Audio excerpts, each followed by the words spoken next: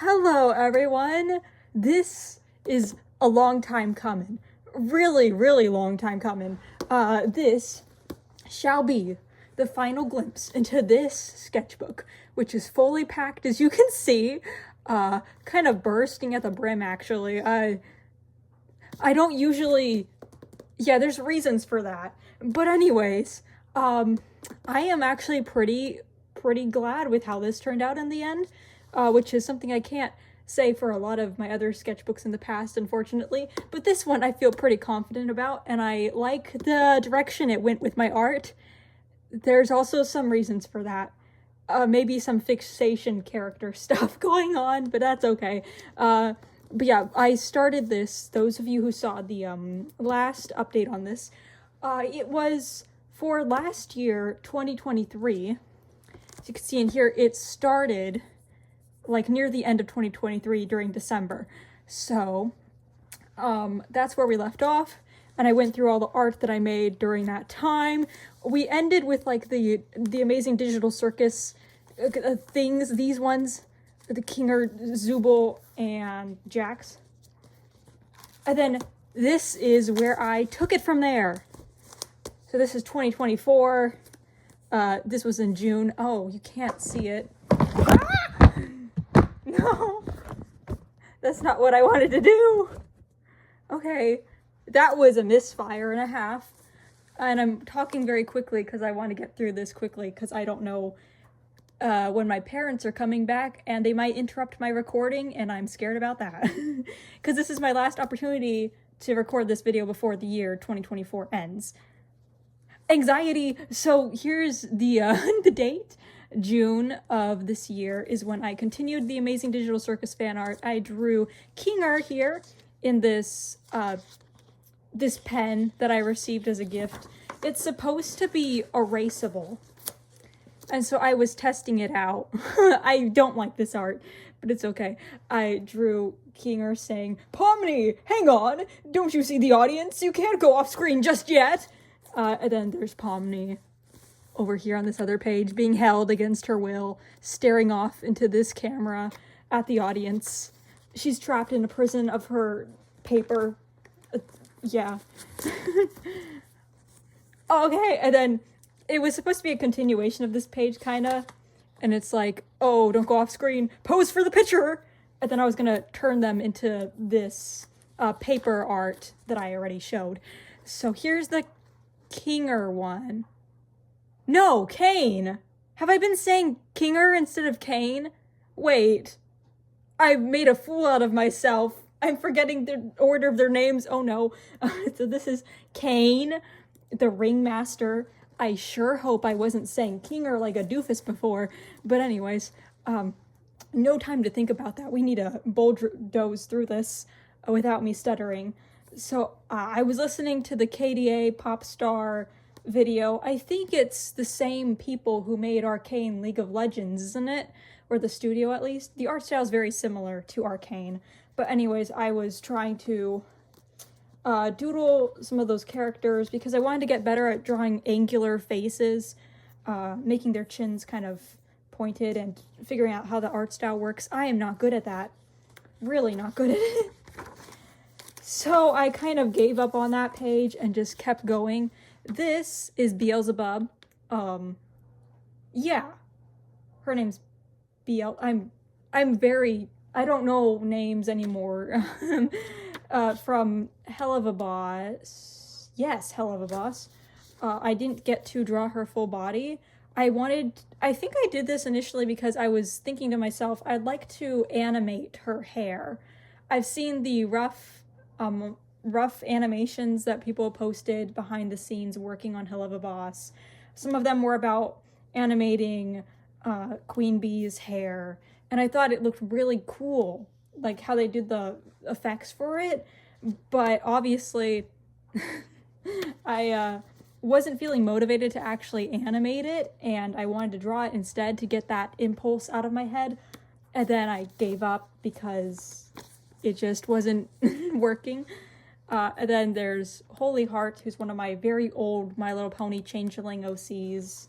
I drew her in the pen that I was testing out before. Yay! actually cool stuff going on now. So this was for Art Fight 2024. I joined Art Fight, I think, back in 2022. That seems about right. So this year it was, I'm not going to explain what Art Fight is because I don't have time, I think, but essentially it's just an online website where people can draw fan art for each other's characters during the month of, is this July? January, February, March, April, May, June, June or July? It's one of the J's.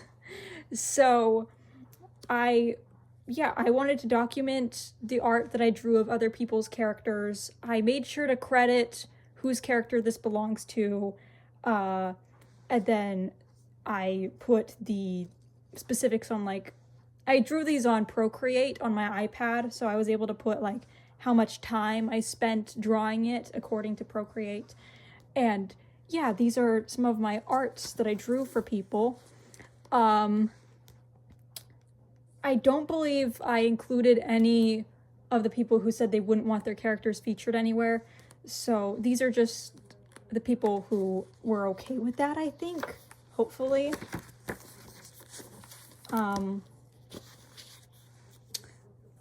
And the colors are off because it was on my printer. Our printer has a limited color set, and a lot of this looks like oversaturated because it's not the exact hues that I used for the actual digital art. Point is, the digital art doesn't print well, so these colors are a little off compared to the original versions on my iPad. But anyways, still the people's names, and then the points that it received, because Art Fight's all about getting points for your team by drawing people's characters. So then there's this person specifically is really active in the You Had in Time community. Cool person. So I drew one of their characters. And then bonus arts from there. Oh, thank goodness. I actually put the people's names and stuff still on these, because the last thing I'd want is to show other people's characters without giving them proper credit. That would just be unnecessarily cruel.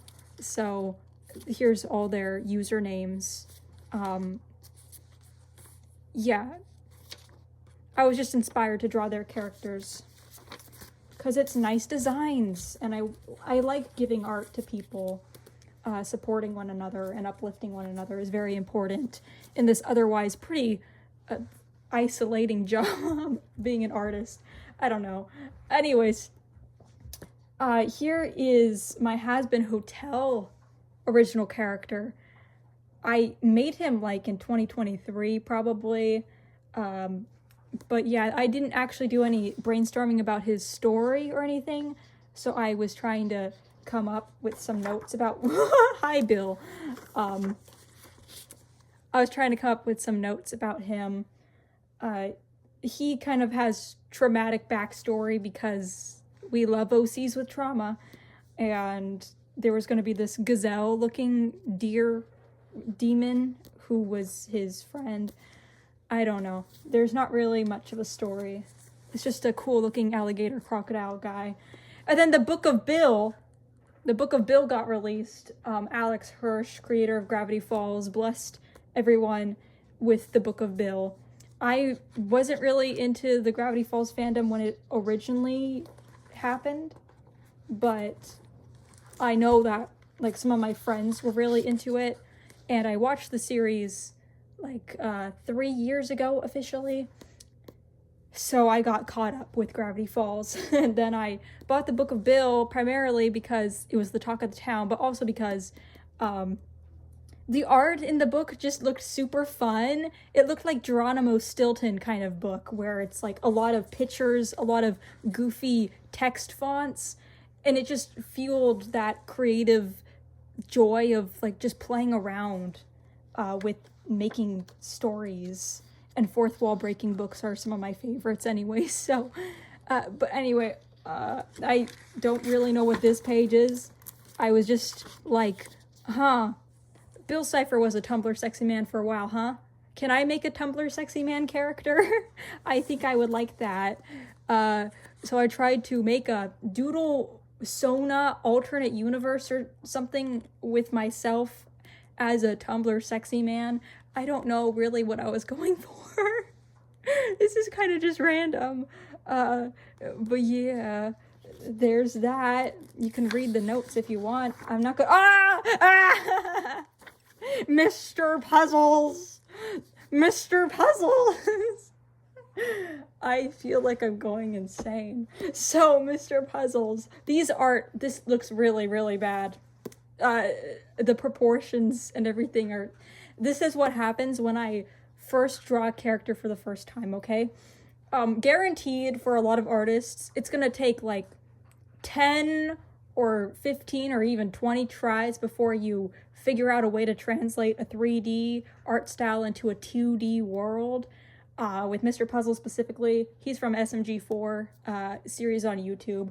Anyone who knows my main channel already knows that I've spiraled my fixation with him. But his design is 3D primarily. But yeah, I I wanted to make him cartoony so I could draw him in my art style. I wasn't good at that at first, but it gets better because practice makes perfect and you learn how to adapt it with time. It just takes a lot of tries over and over until you land on what looks good. But yeah, he's a cutie patootie, he's a funky fella, he's a goofy goober, and he's unhinged and really crazy, and that's why I love him. So we got Mr. Puzzle's art. This is some of the first of the firsts, something that I usually wouldn't show to anyone, but I think I did post some of these back on Tumblr a while ago, so hey, it's fine. And him with bulging eyes, because I like how expressive he is in the show. That's what drew me to him. He's just so expressive, and I love that for him a lot. So here's a bunch of his different expressions on his TV screen. It was kind of like under the guise of, oh, this is a face study, expression study, also studying proportions, trying to draw his head consistently shaped all these many times. But it was also just an excuse to draw him because I found out about his character from Apostle's animation on YouTube. I think a lot of people actually found out about him because of that. Also, here's a list of all his quotes that I really like. I just went insane and wrote a lot of his quotes from the show. Yeah. Apostle made an animatic to Bo Burnham, and I like Bo Burnham's music, so already I was kind of hooked on that. I was like, ooh, Bo Burnham and this random character guy, that seems cool. And then I realized that he's saying creative control, and I went insane, and he's my comfort character now. Yay! So here's a bunch of tiny doodle versions of myself, and then I was trying to, this looks really bad. Oh my gosh. The legs are not consistent, and I will judge myself later. But yeah, this was the beginning of the Mr. Puzzles fixation. I'll let you know, a lot of this art going forward is just Mr. Puzzles fan art. So if you're into that, good. If you're not, you'll still be seeing it. This was August now. I remember doodling this, and it's about this movie that me and my parents, specifically my parents, wanted to watch together, and I'm like, okay, I'll join in. I'll figure out what this is. It's the way that I write comics or like stories is really messy, as you can see. But these arrows indicate like the order, which are meant to kind of track all the dialogue and stuff. But anyways, a doodle version of myself here, because we were watching this, what even was it called? The If movie, Imaginary Friends. It was kind of mediocre, but okay, I guess. There was this guy, this character in it that looked like this. And my dad reminded me of this other character. The Toy Taker. The Toy Taker from the Rudolph movie sequel, released on DVD. I used to watch that movie a lot as a kid growing up, and I used to want to be this guy. You don't understand. I forgot all about him until my dad said, oh, Oh, this random guy, he reminds me of the toy taker guy that you used to talk about a lot as a kid. So here we are, me remembering the toy taker. So the toy taker, think about him. He sang this music number, and he had this flute that he would use to lure all the toys, the lost toys, out. Because his whole thing is like, he doesn't like little children. He thinks little children are terrible to toys, and they mistreat them. And he doesn't want the toys to get injured like he did in the past or something traumatic like that. So this guy has a flute, and he would lure them all out to his sanctuary and say that, oh, if you stay here, no harm will ever come to you. I used to go to a school where they required us to learn an instrument. I think it was kind of like a flute thing. Recorder, I think is what it's called. So I learned the recorder. I was bad at it. But when I was a little kid, I would pretend that that instrument was the same flute that this guy used, and I would pretend to be him because I thought he was very cool. That's the lore on my life about the toy taker. I don't think anyone even knows who the toy taker is, but I needed to get that information out there.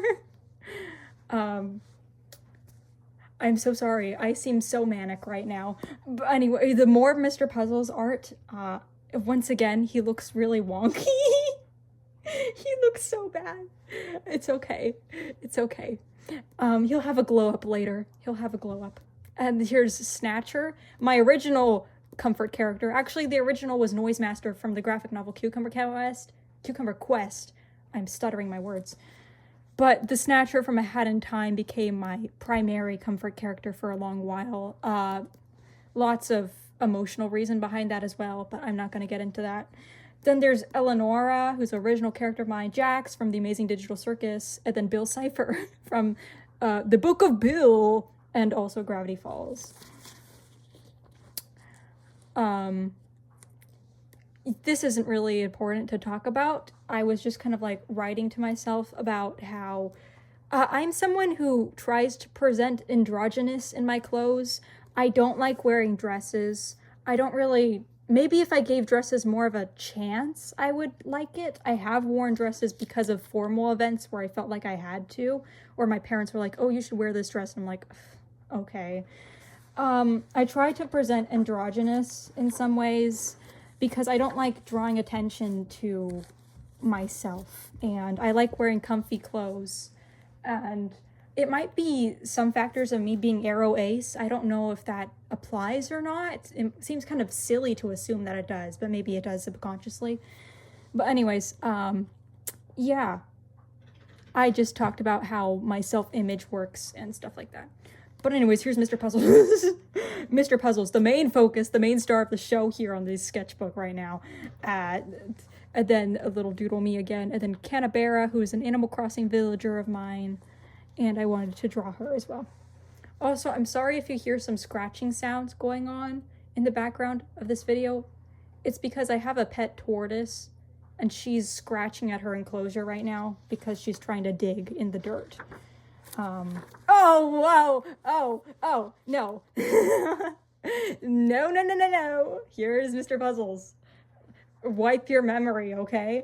So, I didn't mention this, but those of you who have already seen some of my sketchbook tours, you'll know that there's songs that I usually list on the top of these because I like listening to music, and I like reminding myself what kinds of songs I was listening to at the time in my life going on here. So Mr. Puzzle Doodles, this one especially is cursed and looks really bad, but it's kind of funny, so I kept it. But yeah, we're trying very hard to learn how to draw him here. I am not a self-shipper. I want to clarify, I am not a self-shipper. I don't ship myself romantically. Yeah, so I want to clarify, I don't usually do self-ship art. It's very unlike me because, as I specified before, I'm aro ace. I identify under the aromantic spectrum because I've never had a crush on a real person, and it's hard to differentiate when I have a fictional crush or if it's just a comfort character or if it's just an intrinsic desire to be that character in some way. So I don't feel a lot of those romantic feelings, but I was on Tumblr. I still am chronically online on Tumblr. I've met a lot of cool people in the community, specifically in the Mr. Puzzles X self-insert community, or XOC community. It's because we all kind of share that love for his character, and I don't know, yeah, I just connect to people in that way because I also adore this guy, but it's not in the traditional romantic sense. But those people get me. They get it. They get why Mr. Puzzles is so cool, which is why I become friends with them. Even if the reasons we like him are not exactly the same. But anyway. So here, the date, I gotta make sure to show that. I was listening to Jazz Emu's music. That will be a reoccurring theme, kind of, because Jazz Emu is a very talented artist who makes like a lot of joke-esque songs, kind of in the similar vein as Bo Burnham or who else? Danny Gonzalez, maybe. Kind of like that nerdy song stuff. That's a joke. So I was listening to his music and drawing Mr. Puzzles because I think those kind of go hand in hand in some ways. And this is about the Spectacular Game Show.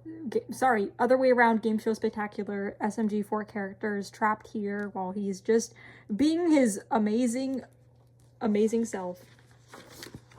I love Mr. Puzzles. So here's a little bit of a messy comic-ish story thing, outline. I don't really know what to call these.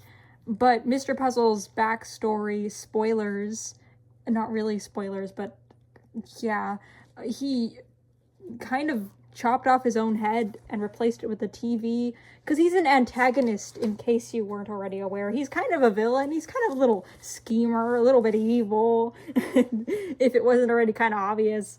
Oh boy, this looks bad. I gotta stop saying that, though. I like how I started implementing his wrinkles into his design, the way I draw him, because he does have like little creases around his eyes sometimes, and I'm like, ooh, that's such a cool little character feature. Also, ignore the fact that these are two left hands. The thumb should be in the middle. It shouldn't be on the outside. This is not accurate body proportion. Not proportion, this is just basic anatomy. But that's fine. I was just trying to get practice drawing hands, because I don't usually do realism well. I'm mostly a cartoonist, as was probably obvious. But yeah, Mr. Puzzles. This was gonna be interaction between my little doodle Sona and Mr. Puzzles. Like I said, I don't usually do self-inserts or X character stuff, but I thought it would be kind of fun to try and write his... Oh.